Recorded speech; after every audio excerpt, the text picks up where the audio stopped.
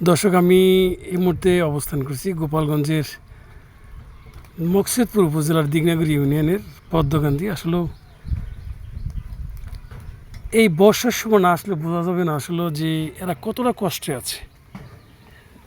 এই একটি বাড়ি থেকে অন্য একটি বাড়িতে যেতে হলে অবশ্যই নৌকা ছাড়া কোনো গতি নেই।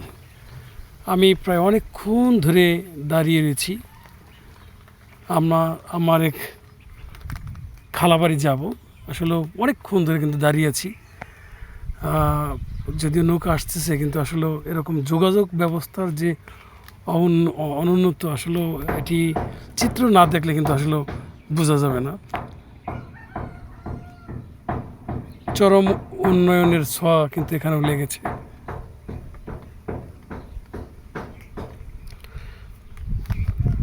দেখা যাচ্ছে একটি নৌকা আসছে, আমি ওই নৌকায় পার হয়ে ওপার যাব।